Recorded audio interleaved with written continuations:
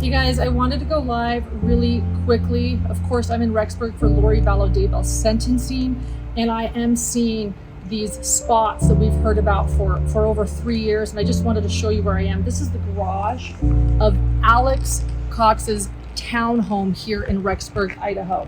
So as you guys recall, it's 107. As you recall, and yeah, you can see upstairs, those are the two bedrooms, two main rooms in the townhouse. It was a 2-story townhouse. And as you recall, when police raided the townhomes around Thanksgiving of 2019, this garage was empty.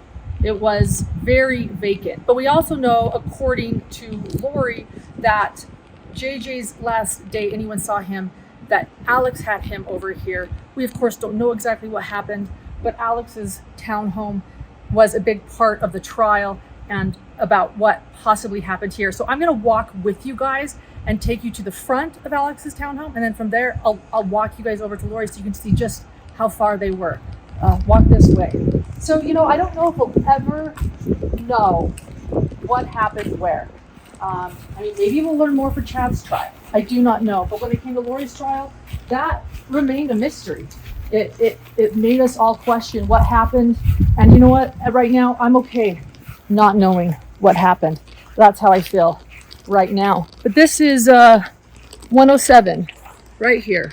So this is the front of Alex's townhome. You can see 107. So that was vacant during the raid around Thanksgiving 2019. Okay, so come this way and you'll see just how far Lori's is.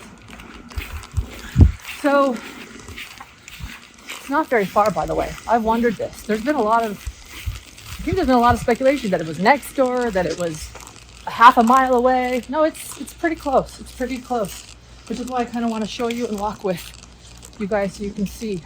You can walk right through here, through the sidewalk. Easy shortcuts through all of the townhomes. And again, okay, here we are.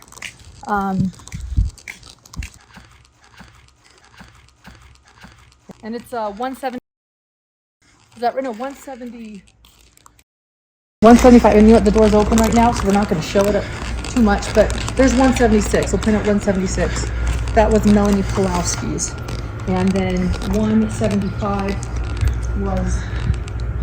was where Lori lived. And I'm just going to kind of, so anyway, that's what we know now. And may justice be served. We're going to take you guys a few other places too, so we can understand this a little bit more.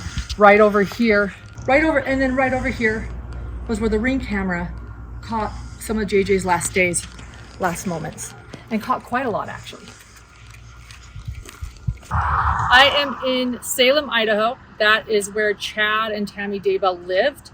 So I am at the church. You can zoom in here and see this.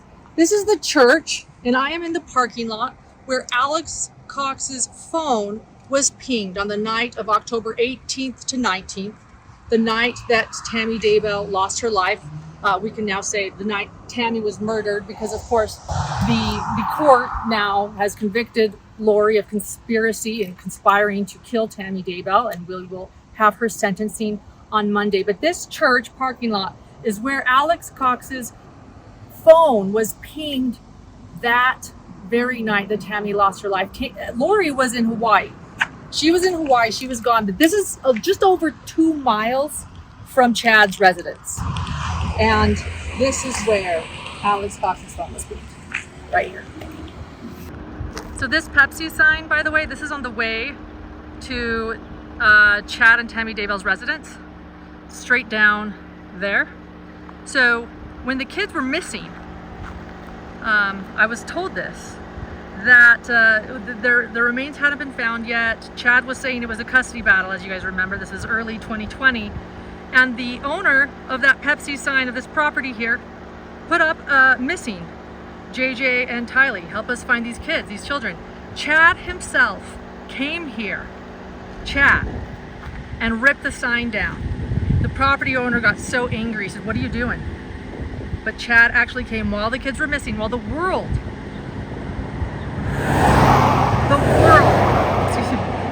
was looking for JJ and Tylee. And what did Chad do? ripped down a sign on right there. Heaven forbid anyone care about JJ and Tylee. And we all knew where they really were. Just right down there.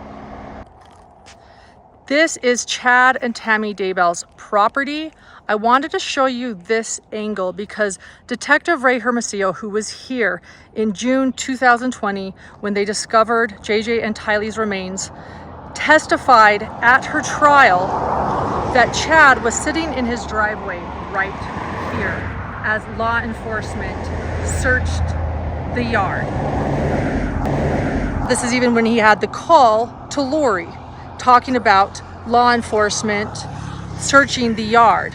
So at this point, Ray Hermosillo states that Chad is in his car and he's looking behind him towards where JJ's remains are buried. So let me just show you then what he'd be looking at. This right here is the tree where JJ's remains were buried underneath.